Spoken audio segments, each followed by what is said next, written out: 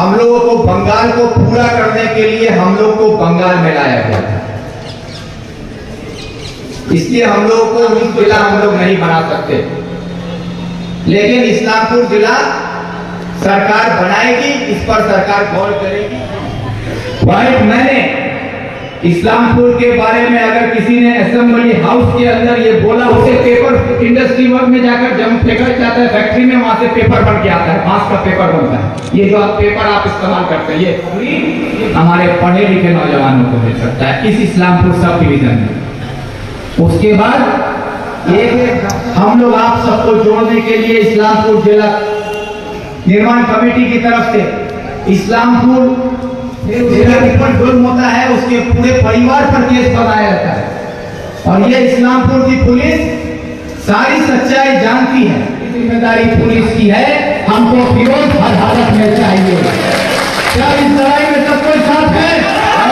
सब कोई चलिएगा, सब कोई। हम लोग यहाँ से हमारे ब्लॉक के लीडर और यहाँ पर आए पूरे इस्लामपुर के अलग अलग पंचायत से आए हुए तमाम मेरे बड़े बुजुर्ग नौजवान साथी और मेरी माँ बहन, सबको मेरा सलाम और नमस्कार के साथ आप लोगों के सामने चंद बातें रखते हैं। आज आप लोगों को यहाँ पर इकट्ठा करके जो मांग आप लोगों के सामने रखी जा रही है, हमारे पहले जिन्होंने भी आपके सामने बात रखी, आप लोगों ने सुना, सब इस्लामपुर को जिला बनाना है। इस्लामपुर को जिला बनाने की मांग आज पहली बार नहीं हो रही। अगर इसका इतिहास आप लोग जाने तो इस बात को जानने की जरूरत है मेरी माँ बहनों को, हमारे यहाँ के किसानों को, हमारे यहाँ के कारोबारियों को, हमारे यहाँ के नौजवानों को, हमारे यहाँ के स्टूडेंट्स को तारीख जानने की जरूरत है। क्योंकि अगर ये कहा जाता है कि जिसको अपनी तारीख पता नहीं हो उसको अपना मुस्तकबिल कभी पता नहीं होता, तो इसलिए अपनी तारीख को जानने की जरूरत है कि हमारी तारीख क्या है। हम जो यहाँ पे बैठे हैं इस्लामपुर सब डिवीजन के लोग, चोपड़ा से लेकर करंदी तक, हम लोग बिहार का हिस्सा हुआ करते थे 1956 से पहले। सन 1956 से पहले हम और आप सब बिहारी थे, लेकिन 1956 में हम लोगों को बंगाल में शामिल किया गया। बंगाल में शामिल करने की वजह क्या थी? हमारी मजबूरी नहीं थी कि हमको बंगाल में शामिल होना था, बंगाल की मजबूरी थी कि हमको बंगाल में लाना था। इस बात को समझिए, क्योंकि बंगाल रायगंज जाते वक्त आपको जो नागर ब्रिज दिखाई देता है, नागर ब्रिज तक ही बंगाल था, और इधर सोनापुर तक बंगाल था, और सोनापुर से लेकर नागर ब्रिज का जो ये हिस्सा है ये बिहार हुआ करता था। और हम लोग सारे लोग बिहार में रहते थे। लेकिन जब बंगाल को पूरा करने की बात आई कि दार्जिलिंग बंगाल में है और रायगंज बंगाल में है, तो रायगंज से अगर दार्जिलिंग का सफर तय करते हैं तो बीच में बिहार आ जाता है। तो इसीलिए हम लोगों को बंगाल को पूरा करने के लिए हम लोग को बंगाल में लाया गया था। इसलिए हम लोगों को 1956 में बिहार से माइग्रेट करके बंगाल में शामिल कराया गया, और 1959 साल में पश्चिम बंगाल के मुख्यमंत्री थे डॉक्टर विधान चंद्र राय। डॉक्टर विधान चंद्र राय उस वक्त बंगाल के मुख्यमंत्री थे। उन्होंने इसी इस्लामपुर की सरजमीन पर खड़े होकर कहा था कि आप लोग बिहार से आए हैं, आपका रहना सहना भाषा सब अलग है, आपका कल्चर अलग है, लेकिन आप लोग बंगाल में शामिल होकर बंगाल को पूरा किए हैं। जो बात वो बांग्ला में बोले थे कि आपनारा बांग्लाয় যুক্ত হয় বাংলাকে সম্পূর্ণ করেছেন, বাংলাকে পূরণ করেছেন আপনারা। তাই আপনাদের ভাষা আলাদা, বেশভূষা আলাদা, আপনাদের সংস্কৃতি আলাদা। তাই আজকে আমি আপনাদেরকে কথা দিচ্ছি, ঘোষণা করছি যে 1959 সালে বলেছিলেন আমাদের রাজ্যের মুখ্যমন্ত্রী ডক্টর বিধানচন্দ্র রায় যে ইসলামপুরকে আমি মহকুমা হিসাবে ঘোষণা করলাম এবং মহকুমার পরিকাঠামো তৈরি হওয়ার পরে এই ইসলামপুরকে পৃথক জেলা হিসাবে घोषणा करा होवे। এটা কবে বলেছিলেন? 1959 साल में बोले थे वो। लेकिन ये इतिहास हम लोग नहीं जानते कि हमारे ही बंगाल के मुख्यमंत्री ने हमसे ये वादा किया था 1959 साल में कि बदलामपुर को अलग से जिला बनाया जाएगा और उसके बाद 1992 साल में जब कांग्रेस की हुकूमत चली गई, वामफ्रंट की सरकार थी, उस वक्त 1992 में इस जिला को, भाई हमको बोलने तो या तो तुम बोलो, इतिहास तुमको हमसे ज्यादा पता है तो तुम आओ, पीछे से हमको मत बोलो, या खाली करिए इतिहास समझे नहीं, पता होता है नहीं 72-78 का 1992 साल से पहले हम लोग का ये जंगल पश्चिम दिनाजपुर हुआ करता था। जो कि बड़े बुजुर्ग हैं आप लोग सब जानते हैं कि हम लोग पहले पश्चिम दिनाजपुर में रहते थे और 1992 में पश्चिम दिनाजपुर को तकसीम किया गया और उसके बाद उत्तर दिनाजपुर और दक्षिण दिनाजपुर बना। हम लोग उत्तर दिनाजपुर में आए और बालूरघाट दक्षिण दिनाजपुर में चला गया। ये उत्तर दिनाजपुर और दक्षिण दिनाजपुर जब बन रहा था उस वक्त इस्लामपुर की तरफ से कोलकाता हाईकोर्ट में एक केस दायर किया गया, मामला हुआ। उस मामले में ये कहा गया कि इस्लामपुर को अलग से जिला बनाया जाए। इस पर हाईकोर्ट ने वामफ्रंट की सरकार से जवाब तलब किया। उस पर वामफ्रंट की हुकूमत में ज्योति बसु की सरकार ने हाईकोर्ट को एफिडेविट करके अपना जवाब दिया, जिसमें सरकार ने यह कहा कि अभी पश्चिम दिनाजपुर को तोड़कर दक्षिण दिनाजपुर और उत्तर दिनाजपुर बनाया जा रहा है और उत्तर दिनाजपुर का हेडक्वार्टर हम लोग रायगंज को बना रहे हैं। सरकार के पास इतना पैसा नहीं है कि एक और जिला बनाया जाए, इसलिए अभी इस्लामपुर जिला हम लोग नहीं बना सकते। लेकिन इस्लामपुर जिला सरकार बनाएगी, इस पर सरकार गौर करेगी, ये बात भी कहा गया और उस पर हाईकोर्ट ने अपना एक ऑब्जर्वेशन दिया। हाईकोर्ट ने ये कहा कि इस्लामपुर जिला का जो मांग है वो जायज है। ये ऑन रिकॉर्ड है हाईकोर्ट के जजमेंट में, इस्लामपुर जिला का जो मांग है वो जायज है और ये 1992 में कलकत्ता हाईकोर्ट ने कहा है और आज तक इस्लामपुर जिला नहीं बना। 2011 में आप लोगों को याद होगा कि हमारे माननीय मुख्यमंत्री ममता बनर्जी इसी इस्लामपुर कोर्ट मैदान में आकर सभा की थी और उस सभा में उनके गला में जो पट्टी था वो पट्टी में आप लोग देखे होंगे या वो वीडियो अगर अभी भी आपको मिले तो खोज कर देखिएगा, उसमें वो उर्दू में लिखा हुआ है, उर्दू लिख के आई थी, उर्दू में इस्लामपुर लिखा हुआ था। उनका ये भाषण यहाँ पर था कि इस्लामपुरेर मानुष আপনাদের সঙ্গে অনেক বঞ্চনা হয়েছে, বঞ্চিত হয়েছেন আপনারা। আপনাদের এখানে কোনো কলকারখানা নেই, আপনাদের এখানে কোনো উন্নয়ন হয়নি, বাম সরকার কিছু করেনি। আপনারা যদি আমাকে সমর্থন করেন তাহলে আমি আপনাদেরকে इस्लामपुर के पृथक जिला हिसाब से घोषणा करे आपनादेर हाथे जिला तुले देबो। कौन बोला था? ममता बनर्जी बोली थी। कहाँ बोली थी? इसी इस्लामपुर की सरजमीन पर, हमारे इस्लामपुर कोर्ट मैदान में। और आज ममता बनर्जी की सरकार को बने हुए 14 साल गुजर चुका है, अभी तक इस्लामपुर जिला नहीं बना। उसके बाद भी हम लोगों ने ये देखा कि हमारे बंगाल के सबसे सीनियर मोस्ट एमएलए जनाब अब्दुल करीम चौधरी साहब ने इस्लामपुर को जिला बनाने की बात इस्लामपुर के सड़कों पर हमारे मीडिया के साथियों के सामने उन्होंने कई बार इस मुद्दे को उठाया है। यहां तक कि ममता बनर्जी के एडमिनिस्ट्रेटिव मीटिंग में जो कि रायगंज में हुआ, उस मीटिंग में भी करीम चौधरी साहब ने कहा था कि इस्लामपुर को जिला बनाने की बात। तो हम लोगों ने ये देखा था कि ये वही मुख्यमंत्री है जो इस्लामपुर में वोट लेने आई थी तो कही थी कि मैं पृथक जिला बना के दूंगी, और जब जिला की मांग करीम चौधरी साहब ने किया था तो करीम चौधरी साहब को किस तरह से लताड़ा गया था, उनको बेआबरू किया गया था, बेइज्जत किया गया था, वो भी हम लोगों ने देखा।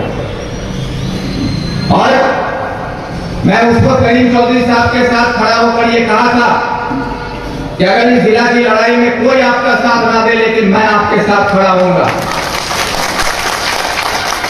लेकिन अफसोस कि वो बेइज्जती अब्दुल करीम चौधरी साहब की नहीं थी। ममता बनर्जी ने जिस तरह से बेआबरू किया था जनाब अब्दुल करीम चौधरी साहब को, वो करीम चौधरी साहब की बेइज्जती नहीं थी, वो हमारा नुमाइंदा बन के सवाल उठा रहा था, आपका और हमारा होकर बोल रहा था, और उसकी बेइज्जती मतलब इस्लामपुर की बेइज्जती थी, इस्लामपुर वालों की बेइज्जती थी। लेकिन हम तो बेशरम लोग हैं, हम तो बेशरम लोग हैं, हमको क्या चाहिए? इज्जत तो चाहिए नहीं, हमको चाहिए भत्ता, हमको चाहिए कन्याश्री, हमको चाहिए रूपोश्री, फ्री का चावल और लक्ष्मी भंडार और मुफ्त में जो मिल जाए वो सब हमारे लिए है, लेकिन इज्जत हमको नहीं चाहिए। यही वजह है कि अगर हमको इज्जत प्यारी नहीं हो तो आपको जिल्लत और रुसवाई का सामना हर दिन करना पड़ेगा, और वही हमारे साथ आज ये सरकार कर रही है। उसका नमूना एक बार नहीं बार बार देखने को मिलता है। कि मैं विधानसभा के अंदर कभी करीम चौधरी साहब ने बतौर एमएलए, मैंने उनसे कहा भी कि आप असेंबली के अंदर रिकॉर्ड करवाइए, इस्लामपुर को जिला बनाया जाए। लेकिन अफसोस कि करीम चौधरी साहब भी कहीं ना कहीं दीदी के मोहब्बत में हो या दीदी के दबाव में हो, वो आज तक असेंबली में इस्लामपुर को जिला बनाने का मांग असेंबली के अंदर कभी नहीं उठाया। भाई मैंने इस्लामपुर के बारे में अगर किसी ने असेंबली हाउस के अंदर ये बोला हो कि इस्लामपुर को जिला बनाया जाए, तो वाहिद एमएलए अली इमरान रम्ज आपके सामने मौजूद है, जो ऑन रिकॉर्ड आज भी आप देख सकते हैं कि असेंबली के अंदर अगर इस्लामपुर को जिला बनाने की मांग उठी है तो वो उठाने वाला कौन है? तो वो नाम अली इमरान रम्ज का है। और इस्लामपुर जिला के लिए मैं क्यों लड़ रहा हूं? आप लोगों को सबको क्यों हम लोग इकट्ठा करने की कोशिश कर रहे हैं? हमारे 5 ब्लॉक के ब्लॉक प्रेसिडेंट यहाँ पर इकट्ठा हैं, चोपड़ा के हैं, इस्लामपुर के हैं, वारकोकर, चकलिया, करंदगी, हमारा ब्लॉक प्रेसिडेंट पार्टी का, यूथ का, सब इकट्ठा होकर बोल रहे हैं कि हम लोग को इस्लामपुर चाहिए। क्यों? क्योंकि इसका फायदा आपको भी मिलेगा। इस्लामपुर अगर जिला बनता है तो हमको क्या फायदा है? आज हमारे इस्लामपुर का क्या हालत है? ममता बनर्जी कुछ दिन पहले नॉर्थ बंगाल के सफर में आती हैं, उस सफर में आकर बड़ी बड़ी बातें करती हैं, लेकिन एक भी बार उन्होंने इस्लामपुर सब डिवीजन की तरफ नजर उठाकर देखा कि आज इस्लामपुर के हमारे नौजवानों को कॉलेज में अगर पढ़ना हो तो इस्लामपुर कॉलेज का ये हालत है कि हमारे इस्लामपुर कॉलेज में 18,000 स्टूडेंट रजिस्टर्ड है। 18,000 स्टूडेंट एक कॉलेज में रजिस्टर्ड है, और जिसका ड्रॉप आउट का परसेंटेज लगभग 40% से ज्यादा हो गया है कि 40% स्टूडेंट एडमिशन लेके कॉलेज कभी गए नहीं, क्योंकि हमारे पास कॉलेज नहीं है। एक कॉलेज पर वारकोकर, इस्लामपुर, चकलिया, चोपड़ा भी सब कोई उसी में फंसा हुआ है। 18,000 स्टूडेंट हिंदुस्तान के किसी एक कॉलेज में रजिस्टर्ड नहीं है। कहीं भी पूरे हिंदुस्तान में कोई ऐसा कॉलेज नहीं है जहां एक कॉलेज में 18,000 बच्चा का नाम रजिस्टर्ड हो। लेकिन इससे हम लोगों को कोई फर्क नहीं पड़ता, मोर्चा पड़ी नहीं पड़ी, मी तो लकी भंडार पाची, मी तो फ्री चावल पाची, मोर किसर कमी है, यही हमारा सूर्जापुरी लोकला करছি। लेकिन जब हमारे बच्चे को तालीम नहीं मिल रहा है, पढ़ाई नहीं होगा हमारे बच्चे का, तो हमारा बच्चा क्या बनेगा? हमारा बच्चा को दिल्ली, पंजाब, हरियाणा ही जाना पड़ेगा। हमारा बच्चा कर्नाटक, केरला, तमिलनाडु में जाके मजदूरी करेगा। और आज का जो नया हिंदुस्तान तैयार किया जा रहा है, उस नए हिंदुस्तान में हमारा बच्चा दिल्ली, पंजाब, हरियाणा या गुजरात में जाकर काम करे तो वहां भी हमारे बच्चों को बांग्लादेशी कहकर मार के भगाया जाता है। क्योंकि या तो हमारा बच्चा सुरजापुरी बोलता है या तो हमारा बच्चा बांग्ला बोलता है, तो बोलता है कि बांग्लादेशी। आप लोग अपने बच्चों की जिंदगी को दांव पे लगाते हैं। अगर अपने बच्चों की जिंदगी को बचाना चाहते हैं कि आने वाले कल में आपके गोद में खेलने वाला बच्चा आपके ही समाज में महफूज होकर रह सके, उसके हाथ में काम हो, पढ़े लिखों के पास रोजगार हो, यहां पर काम करने के लिए कारखाना हो, तो उसके लिए आज आपको लड़ना होगा। आज नहीं लड़िएगा तो कल आपको भुगतना भी पड़ेगा। इसलिए एक बात मैं अक्सर कहता हूं कि अगर आप चाहते हैं कि आपका बेटा सर उठा के जिए तो उसका रोल मॉडल आपको बनना होगा। क्योंकि आज का बाप जो है अपने बेटे के लिए सबसे बड़ा हीरो होता है। हर कोई यहां पर बाप बन चुके हैं या कोई बाप अभी हैं, तो आप लोग इस चीज को देखिए कि हर बाप अपने बच्चे के पास हीरो होता है, लेकिन जब बच्चा बड़ा होते होते ये देखता है कि मेरा बाप सर झुका के जीता है, डर के जीता है, सच के साथ खड़ा नहीं हो सकता है, जुल्म के सामने घुटना टेक देता है, ये देखते देखते जब आपका बच्चा बड़ा होता है ना, तो वो बच्चा को कल आप 6 फुट का बना दीजिए, छाती 56 इंच का बना दीजिए, हट्टा खट्टा मुस्टंडा बना दीजिए, लेकिन उसके फितरत में जो आपने जो डर पैदा कर दिया है, जो गुलामी का कीड़ा आप घुसा चुके हैं, वो बड़ा होकर गुलाम ही बनेगा, वो मजबूत नहीं बन सकता है। इसलिए अगर आप चाहते हैं कि आपका बच्चा समाज में बेखौफ होकर, लीडर होकर, बेबाक होकर सर उठा के समाज में जिए, तो आज आपको सर उठा के जीना सीखना होगा। अगर आज आप सर उठा के जीना सीख गए तो कल आपका बच्चा भी, आपका आने वाला नस्ल भी सर उठा के जीना सीख जाएगा। नहीं तो जो हालत है हमारे यहाँ कि हमारे नौजवानों को आज दिल्ली, पंजाब, हरियाणा क्यों जाना पड़ता है, जबकि हमारे पास सारी सहूलियतें हैं। नॉर्थ बंगाल का डोलोमाइट लेके आज आंध्र प्रदेश में जाकर, हिमाचल में जाकर सीमेंट फैक्ट्री बनाया जाता है, सारा डोलोमाइट हमारे यहाँ से जाता है और सीमेंट फैक्ट्री बनता है वहां। वही सीमेंट आप यहाँ पर खरीदते हैं एसीसी के नाम पर, लाफर्स के नाम पर और किसी के नाम पर, वो सारा सीमेंट जो बन के आता है उसका डोलोमाइट कहां से जाता है? वो डोलोमाइट हमारे पहाड़ों से जाता है। तो हमारे पास पहाड़ है, डोलोमाइट है, सरकार यहाँ पर सीमेंट फैक्ट्री बनाने का इंतजाम क्यों नहीं कर रही? हमारे यहाँ पर बांस का पैदावार होता है, जिसको हम लोग बांस का झाड़ सब जानते हैं। हमारे यहाँ से लाखों की तादाद में एक ट्रकों में लोड होकर बांस चला जाता है और वही बांस जाकर बाहर में उससे पेपर इंडस्ट्री में जाकर जब फेंका जाता है फैक्ट्री में, वहां से पेपर बन के आता है, बांस का पेपर बनता है। ये जो पेपर आप इस्तेमाल करते हैं ये बांस से बनता है, पेड़ से बनता है। तो उसमें बांस का एक बहुत बड़ा हिस्सा हमारे नॉर्थ बंगाल से जाता है। तो हमारे यहाँ भी पेपर इंडस्ट्री बन सकता है, उसमें हजारों नौजवानों को रोजगार मिल सकता है, लेकिन सरकार यहाँ नहीं करेगी। यहाँ का बांस दूसरे जगह जाएगा, दूसरे जगह के नौजवान वहां पर रोजगार पाएंगे और हमारा यहाँ का मजदूर बन के दिल्ली, पंजाब में जाके फिर पत्थर ढोएगा। इसके लिए कोई नहीं बोलेगा।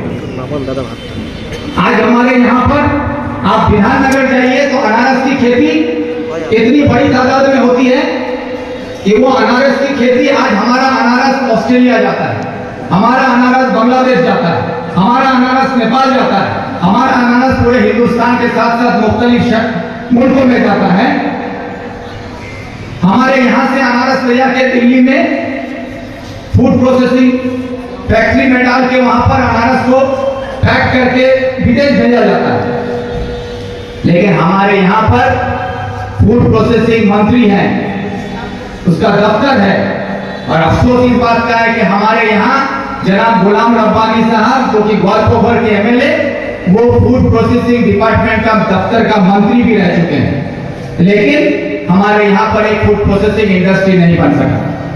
अगर वो बनता तो आज यहाँ पर अनारस की खेती भी होती, यहीं पर फैक्ट्री में अनारस होता, उसमें हजारों नौजवान को रोजगार मिल सकता। वो काम नहीं हुआ। इसके लिए कोई नहीं बोले, ये आप लोग सोचेंगे भी नहीं। आज हल्दी जानते हैं, हल्दी की खेती हिंदुस्तान में दूसरा सबसे ज्यादा पैदावार आज हल्दी का हमारे ग्वालपोखर में होता है। ग्वालपोखर हल्दी का हिंदुस्तान में दूसरा सबसे बड़ा पैदावार है। और वहां पर हमारी डीएम आयशा रानी जब थी, उस वक्त पांजीपाड़ा में एक प्रोसेसिंग यूनिट डाला गया हल्दी के लिए, लेकिन गुलाम रब्बानी साहब, वहां के एमएलए, वहां के मंत्री, वहां पे फूड प्रोसेसिंग डिपार्टमेंट की तरफ से एक हल्दी के लिए प्रोसेसिंग यूनिट डाला गया, लेकिन वहां पर तीनों के अंदर लड़ाई लग गया कि किसको कितना हिस्सा चाहिए, और वो अपने हिस्सेदारी के चक्कर में पांजीपाड़ा में जो फूड प्रोसेसिंग यूनिट के तरफ बना था हल्दी का, उसको बंद कर दिया गया। वो बंद हो गया। उसमें कम से कम वहां पर ग्वालपोखर का, इस्लामपुर का, आसपास का कम से कम वहां भी 200-400 आदमी, 500 आदमी नौकरी कर पाता। वो रोजगार का जरिया खत्म कर दिया गया। आपका चोपड़ा में सांप निकला, फॉरेस्ट सांप निकला फॉरेस्ट, चोपड़ा में ये टूरिज्म डिपार्टमेंट के तरफ से सांप निकला फॉरेस्ट को टूरिज्म डिपार्टमेंट की तरफ से उसको डेवलप करने की बात आई। फिर अफसोस की बात यह है कि जनाब गुलाम रब्बानी साहब को जब पहली बार मिनिस्ट्री मिला था, तो उस वक्त उनको टूरिज्म मिनिस्ट्री का ही मिनिस्टर बनाया गया था। और उस वक्त सांप निकला फॉरेस्ट को डेवलप करके वहां पर भी सैकड़ों लोगों का रोजगार हो सकता था। इस इलाके में बाहर से घूमने के लिए आने वाले लोग वहां पर आते, तो उनको वहां पर घूमने फिरने के जरिए कई लोगों का रोजगार तैयार हो जाता। आज तक उसको तैयार नहीं किया। ये सब जो हम आप लोग को बोल रहे हैं ना, क्योंकि आप लोग जानते हैं, जानते भी हैं तो पता नहीं है, पता भी है तो सोए हुए हैं। परेशानी यहाँ है और हम आप लोगों को जगाने की कोशिश करते हैं। लेकिन अफसोस ये होता है कि मेरे वालिद साहब अपने तकरीर में कभी बोला करते थे कि मैं एक ऐसे इलाके का रहनुमा हूं जहां पे लोग मुर्दा हैं और मैं मुर्दों का रहनुमा हूं। तो मुझे समझ में नहीं आती थी कि मेरे वालिद साहब ऐसा क्यों बोले। लेकिन आज जब सियासत में आप लोगों की दुआ से एक मुकाम हासिल हो गया, आज एक पहचान मिल चुकी है मुझे कि आज विक्टर को आपकी दुआ से विक्टर अपने नाम से जाना जाता है। आज मुझे एहसास होता है कि वालिद साहब ने जो कहा था कि मैं मुर्दों का रहनुमा हूं, आज कहीं ना कहीं मुझे एहसास होता है कि जब मैं अपने इलाके में अपने कौम की तरफ आंख उठाकर देखता हूं, तो हमारे अंदर न बेदारी है, न तालीम है, न आगे लड़ने का कोई जज्बा है। सिर्फ हम भीख के सहारे जीना पसंद करते हैं। तो भीख मांगोगे तो भीख मिलेगी, हक कभी नहीं मिलेगा। इस बात को याद रखिएगा। अगर हक चाहिए तो आपको लड़ना सीखना होगा। और इस्लामपुर जिला को बनाने से इस इलाके को क्या फायदा है, हमारी माँ बहनों को क्या फायदा है, हमारे नौजवानों को क्या फायदा है, हमारे पढ़े लिखों को क्या फायदा है, हमारे किसानों को क्या फायदा है, इस बात को समझने की जरूरत है। आज अगर इस्लामपुर जिला बनता है तो इस्लामपुर जिला बनेगा तो आपका जिला परिषद अलग होगा। आपका जिला परिषद यहाँ बनेगा, आपका डीएम ऑफिस यहाँ बनेगा, आपका डिस्ट्रिक्ट डीएलआर ऑफिस यहाँ बनेगा, आपका हाई कोर्ट डिस्ट्रिक्ट कोर्ट यहाँ बनेगा, आपका डिस्ट्रिक्ट हॉस्पिटल यहाँ बनेगा, आपका डिस्ट्रिक्ट का हर एक दफ्तर जो टर्नोवर है वो सारा दफ्तर उठा के यहाँ लाना पड़ेगा। और एक एक दफ्तर जो है तकरीबन 65 दफ्तर काम करता है, 65 दफ्तर काम कर रहा है। इन 65 दफ्तर में एक एक दफ्तर में अगर पूरे जिला में आप 100 आदमी भी अगर काम करता है तो 65 दफ्तर में कितना आदमी हो गया? 6,500 आदमी हो गया। ये 6,500 पढ़ा लिखा नौजवान को रोजगार मिलेगा, जो पढ़ लिख के नौकरी कर सकता है। ये 6,500 नौकरी हमारे पढ़े लिखे नौजवानों को मिल सकता है इस इस्लामपुर सब डिवीजन में। उसके बाद एक एक दफ्तर के अंदर में जो डेवलपमेंट वर्क होता है उसमें कॉन्ट्रैक्टर लगता है। पीडब्ल्यूडी का काम होता है तो कॉन्ट्रैक्टर चाहिए। माइनॉरिटी का कहीं कब्रिस्तान घेरा होता है, कहीं पर एनआरटीएस का काम होता है, कहीं पर डीएलआर ऑफिस में कुछ काम होता है, कहीं कुछ होता है। हर जगह आपको आदमी चाहिए। अगर उसको जोड़े तो वही 6,500 65 दफ्तर 6,500 पढ़े लिखों को और कम से कम 26,000 बिना पढ़े लिखे लोगों को उसमें रोजगार दे देगा। ये सब चीज आप सोचेंगे, समझेंगे सब, उसमें रोजगार मिलेगा। आज आपका इस्लामपुर सब डिवीजन कोर्ट है। इस्लामपुर कोर्ट में क्या सिर्फ वकील साहब लोग कमा के खाता है? जिसके पास वकालत का डिग्री है क्या सिर्फ वही कमाता है? वहां पर आपका मुंशी है, पेशकार है, टाइपिस्ट है, स्टैम्प बेचने वाला है, चाय बेचने वाला है, जेरोक्स चलाने वाला है, कलम कॉपी बेचने वाला है, सब कमा के खाता है। तो उसी तरह आपका अगर कोर्ट बना तो कोर्ट में अगर 1000 वकील कमा के खाएगा तो 5000 बिना पढ़ा लिखा आदमी कमा के खाएगा वहां पर। इस चीज को समझिए। ये सब सारा चीज जो है ना, अगर आपको डिस्ट्रिक्ट हॉस्पिटल बनेगा, आज हमारी माँ बहन या कोई बीमार पड़ता है तो हमारा ब्लॉक हॉस्पिटल क्या करता है, रेफर कर दिया, आप दौड़ के आते हैं इस्लामपुर सब डिवीजन हॉस्पिटल में या सुपर स्पेशलिटी हॉस्पिटल में। ये सिर्फ नाम का सुपर स्पेशलिटी हॉस्पिटल बना हुआ है, बड़ा मकान देखने को मिलेगा, अंदर जाइएगा तो ठोकरा है, वहां पर आपका सीटी स्कैन नहीं होता है, वहां पर आपका MRI नहीं होता है, वहां पर आपका डिलीवरी नहीं करा पाता है। तो ये बड़ा बिल्डिंग लेके हम क्या करेंगे? लेकिन अगर ये डिस्ट्रिक्ट हॉस्पिटल यहाँ बनेगा और इस्लामपुर डिस्ट्रिक्ट बनेगा तो सरकार को यहाँ पर सारा इंतजाम देना पड़ेगा। हमारी माँ बहन को इस्लामपुर में बेहतर इलाज मिलेगा। हमारे घर में बड़ा बुजुर्ग बीमार होगा तो उसका इलाज के लिए हमको सिलीगुड़ी और 10 जगह दौड़ने की जरूरत नहीं, कम से कम यहाँ पर एक बेहतर इलाज का इंतजाम होगा और उसके जरिए भी कम से कम 2000 आदमी का नौकरी होगा, तो उसमें भी होगा। तो ये सारी चीजों को समझने की जरूरत है कि आज यहाँ पर डीएम होगा तो आपको तरक्की होगी। आज टीएमसी वाला क्या बोलता है कि ममता बनर्जी तो डिस्ट्रिक्ट बना दी है, क्या बनाई है? Police district. पुलिस डिस्ट्रिक्ट बना है तो एसपी साहब यहाँ बैठते हैं, कोई भी नेता जाके पकड़ के बोले एसपी को कि मेरा कलबट टूट गया है, एसपी साहब मेरा कलबट बना तो बना सकता है एसपी? सिर्फ एक छोटा सा काम बोलते हैं। एसपी साहब आपका धनतोला में जाकर, गुजरिया में जाकर, आपका पंडित पत्ता में जाकर, आपका आरगिंटी खुंती में कहीं पर भी जाकर, आपका अगर एक कलबट टूटा हुआ हो, आपके रास्ते में एक टोकरी मिट्टी डालना हो, क्या एसपी साहब डाल सकता है? नहीं डाल सकता है, क्योंकि एसपी डेवलपमेंट का काम नहीं करता। इस्लामपुर का डेवलपमेंट का काम अगर करना होगा उसके लिए डिस्ट्रिक्ट से होगा, उसके लिए डीएम को चाहिए। तो एसपी को दिखा के क्या होगा? और आज एसपी साहब के नाम पर कि यहाँ पर पुलिस डिस्ट्रिक्ट बना दिए हैं, तो आप लोगों को पता है कि जब से ये इस्लामपुर पुलिस डिस्ट्रिक्ट बना है तब से लेकर अब तक अगर आप क्राइम का रेट देखें तो इस्लामपुर में क्राइम बढ़ता जाता है। हमारे यहाँ पर आम आदमी पर जुल्म बढ़ गया है, थाना पुलिस का दादागिरी बढ़ गया है, गुंडागर्दी बढ़ गया है, पुलिस का तोलाबाजी बढ़ गया है। आम तृणमूल का नेता लोग आज गुंडा बन के आवाम पर हमला कर रहा है, उसके खिलाफ पुलिस कोई कार्रवाई नहीं करती है। आज खूबखोरी बाजार में बढ़ गया है। एक आम आदमी आज अपने आप को हिफाजत से रखने के लिए पुलिस के दरवाजे में जाने से डरता है। ये हालत हो गया। तो क्या जरूरत है ऐसे एसपी की, क्या जरूरत है ऐसे पुलिस डिस्ट्रिक्ट की जो हमारी हिफाजत नहीं कर सकता, हमारे लिए खड़ा नहीं हो सकता? ये बात को समझने की जरूरत है। इसीलिए मैं आप लोगों से कहता हूं कि ये लड़ाई जो है ये मेरे लिए नहीं है, कि विक्टर को इस्लामपुर जिला चाहिए। अगर इस्लामपुर जिला बन गया तो हमारे इस इलाके का करोड़ों नौजवान जो कांकी से लेकर यहाँ तक है, करोड़ों तो नहीं लगभग लाखों नौजवान जो हमारा है, जो आज दिल्ली, पंजाब, हरियाणा में जाके पत्थर तोड़ता है, मजदूरी करता है, मेहनत करता है 2 वक्त की रोटी के लिए, उनको कम से कम इसी जिला में आने वाले 10 साल तक के लिए रोजगार मिल जाएगा।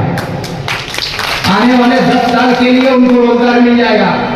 आज आप लोग अगर अखबार उठा के देखें, जिसका भी बच्चा आज दिल्ली, पंजाब, हरियाणा में, गुजरात में या केरल, कर्नाटक में है, आप सबके दिलों में एक डर कहीं ना कहीं है कि क्या पता मेरे बच्चे के साथ वहां क्या हो जाए।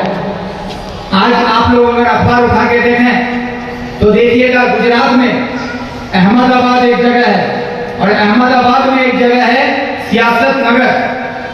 सियासत नगर में 8,500 घरों को उजाड़ दिया गया बुलडोजर चला के। उन लोगों का कसूर क्या था?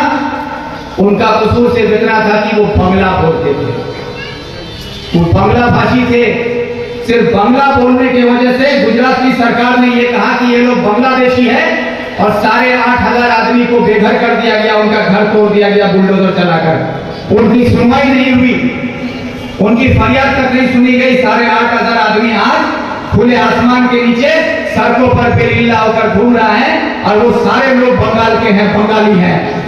और ये गुजरात में रहने वाले हमारे कितने नौजवान हैं, कल उनके साथ क्या होगा इसका कहना मुश्किल है।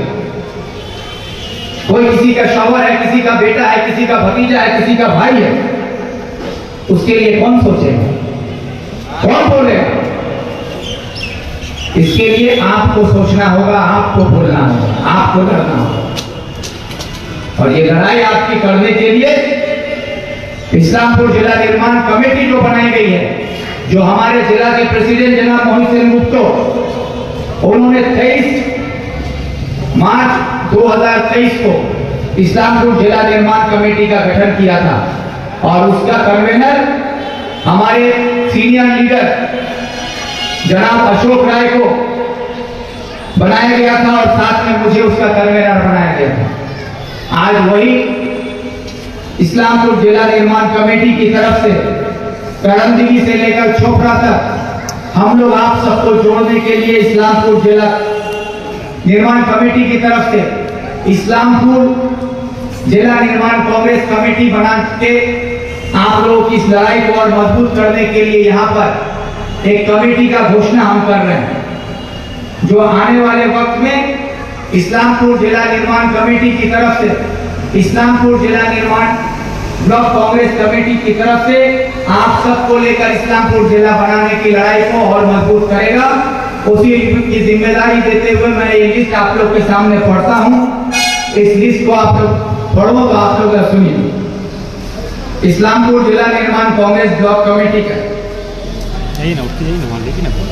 कामरुल हक, मोहम्मद अजीम, मोहम्मद सोहेल, एडवोकेट नाजिम, सुभाष मंडल, एडवोकेट अल्तमश चौधरी, तनवीर आलम, मोहम्मद एजदानी, शब्बीर मास्टर साहब, हाजी कैतू साहब, तसीरुद्दीन साहब, मोहम्मद सज्जाद, डालमोहन राय, स्वपन दास,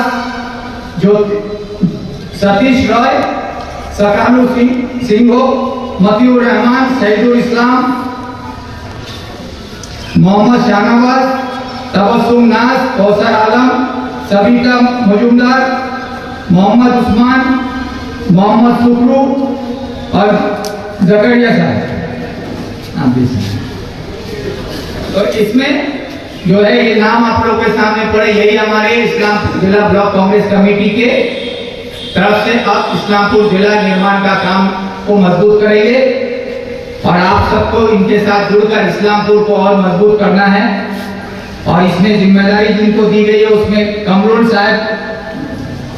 हक साहब जो है उनको प्रेसिडेंट की जिम्मेदारी दी गई, Mohammad Azeem sahab vice president, Mohammad Sohail vice president, advocate Nazim vice president, Altamash Chaudhary general secretary, Tanveer Alam Islampur जिला निर्माण कमेटी का town president, Mohammad Iltani general secretary, Sabir master sahab secretary, Haji Jaitu sahab secretary, Tasiruddin sahab secretary, Sajjad sahab secretary, Swapan Das secretary, Mohammad Shahnawaz secretary, Sabita Majumdar secretary, Mohammad Usman secretary, Mohammad Sukru एक सेक्रेटरी और जकरिया साहब सेक्रेटरी। आप लोगों के अब ये जो एक टीम बनाई गई है, यही लीडरशिप अब आगे इस कमेटी को में और भी लोगों को जोड़ते हुए हर पंचायत से इस्लामपुर जिला निर्माण को और मजबूत करते हुए आगे बढ़ेगी। और इसी के साथ मैं अपनी बात खत्म करने से पहले आप लोगों के सबके सामने एक फरियाद रखना चाहता हूं। तो कागज उतारो।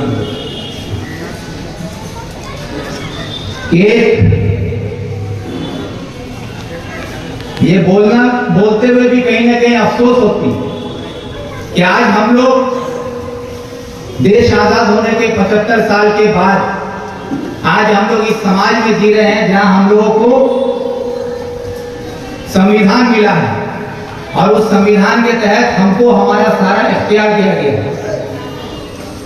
लेकिन आज भी हम लोग ये देख रहे हैं कि हमारे संविधान के साथ का धज्जियां उड़ाया जा रहा है, कानून की धज्जियां उड़ाई जा रही है।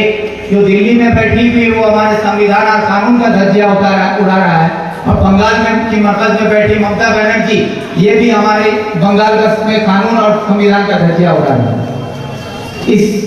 इसका एक छोटा सा नमूना आपके इस्लामपुर में देखने को मिल रहा है। गैसल वन पंचायत में धनतोड़ा बाजार, वहां पे एक गरीब परिवार है। उस परिवार के साथ एक हादसा हुआ, बेटे का एक्सीडेंट हो गया, माँ बाप के पास पैसा नहीं था। उस इलाके के कुछ जिम्मेदार शख्सियत जो कहलाते हैं उनके पास वो हाथ फैलाई कि हमको बेटे के इलाज के लिए कुछ पैसा दो। बेटे के इलाज के नाम पर उसको 4 लाख रुपया दिया गया, सूद पर 5% सूद। वो बेचारा 5% ब्याज चुका रहा था। 2-3 महीने के बाद उस पर दबाव बढ़ा दिया गया कि या तो तुम पूरा पैसा अभी वापिस दो, नहीं तो तुमको अपना जमीन का एग्रीमेंट करना पड़ेगा। अब उस बेचारे के पास अपनी कोई जमीन नहीं है, होम स्टेट करके सरकारी जमीन पर रहता है वो परिवार। उस परिवार को दबाव डाला गया और उस परिवार के साथ समाज बैठ के ये जबरदस्ती किया गया कि तुमको 20% ब्याज देना होगा या तो फिर कागज पर ये जमीन देना होगा। वो बेचारा अपना घर बचाने के लिए बोला 20% ब्याज ही ले लो, और नतीजा ये हुआ कि 4 लाख रुपया की जगह पर तकरीबन 21 लाख रुपया उससे वसूल कर लिया गया है।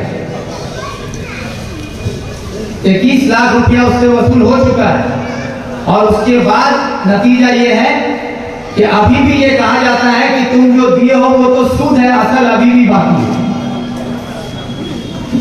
असल अभी भी बाकी है। और उस परिवार का कमर टूट चुका है। अब नतीजा ये है कि उसको दबा के उसकी जमीन हड़पने के लिए उसके 2 बच्चे पर जबरदस्ती एक झूठा केस बनवाया गया। दोनों बेटे को जेल में बंद कर दिया गया, इस्लामपुर जेल में बंद रहा वो बच्चा। फिर वो बच्चे का बेल होता है, फिर उस बच्चे को दबाव दिया जाता है कि तुमको पैसा देना होगा, नहीं तो अपना जमीन दो। और उसको जमीन वसूलने के लिए उससे जबरदस्ती एक कागज पर साइन करवाया जाता है जिसमें लिखा जाता है 17 लाख रुपया तुम हमसे लिए हो, और वो जमीन उससे छीना जाएगा। उसके बाद हालात यही नहीं रुकता है, फिर उसके ऊपर जुल्म होता है, उसके पूरे परिवार पर केस बनाया जाता है। और ये इस्लामपुर की पुलिस सारी सच्चाई जानती है, सारी चीजों को जानते हुए उस गरीब परिवार पर जाकर जुल्म किया जाता है, और नतीजा ये कि पुलिस कोई कार्रवाई नहीं करती है, उनका हौसला बढ़ता जाता है। और उसके आदमी है जिसका नाम फिरोज है, उसको ये लोग उठा के ले जाके रेलवे लाइन के पास पीटता है। बेटी बचाने जाती है जिसकी उम्र 15 साल भी अभी नहीं हुआ है।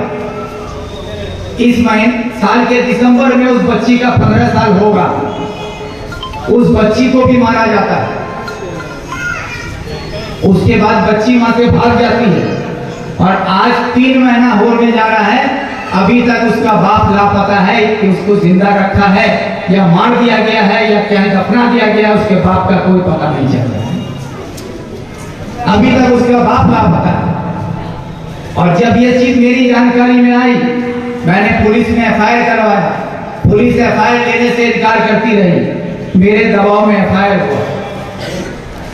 एफआईआर होने के बाद नतीजा ये हुआ कि वो बच्ची घर में अकेले है, मां पर एफआईआर, भाई जेल में, बाप लापता। अब उस बच्ची को डराने के लिए घर पर जाकर उसका घर तोड़ दिया गया, उसके घर पर हमला किया गया। बच्ची भी घर छोड़ के भाग गई। आज उसके घर में कोई नहीं रहता है, वो घर खाली पड़ा हुआ है। अब वहां का जितना समाज का अगर मवाली लोग है वो लोग उस घर पर कब्जा कर रहे हैं।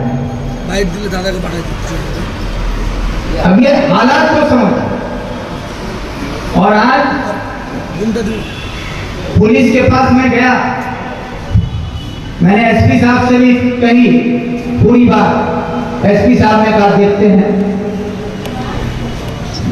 आईसी इस्लामपुर से कहा गया तो वो भी सारा दस्तावेज देख के कहते हैं कि हाँ गलत हुआ है। और हैरत की बात देखिए कि ये लेटर पैड देखिए, जो लोग पढ़े लिखे हैं सब देख सकते हैं। ये गैसलवन ग्राम पंचायत का लेटर पैड है। क्या है? गैसलवन ग्राम पंचायत का लेटर पैड है। और इस लेटर पैड पर ये लोग वसूली का पंचायती किया है। उसमें बाकायदा लिखा गया है कि तुमको और 9,60,000 रुपया देना होगा, और अगर 7 दिन में तुम पैसा नहीं देती हो तो तुमको 12,50,000 रुपया देना होगा। और उसके दस्तावेज पर भी सिग्नेचर भी किया है।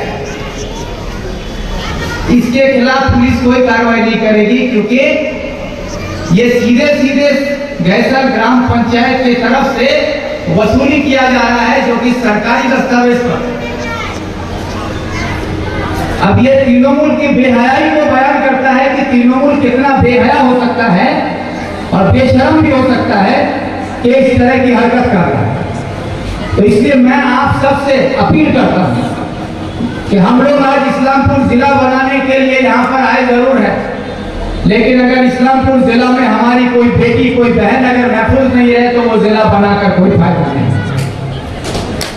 जहां हमारी माँ बहन महफूज नहीं हो, इसलिए मैं आप सबसे अपील करता हूं कि अभी यहां से हम लोग एक पैदल मार्च करेंगे इस्लामपुर पुलिस स्टेशन तक, और इस्लामपुर थाना के आईसी से जाकर सवाल करेंगे कि क्या इनकी गिरफ्तारी होगी या नहीं।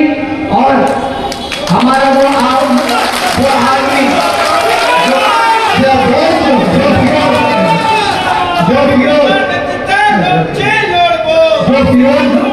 जो फिरोज लापता है पिछले 3 महीने से, उसको ढूंढ के लाने की जिम्मेदारी पुलिस की है। हमको फिरोज हर हालत में चाहिए। क्या इस लड़ाई में सब कोई साथ है? सब कोई चलिएगा? सब कोई हम लोग यहाँ से इस्लामपुर थाना चलेंगे।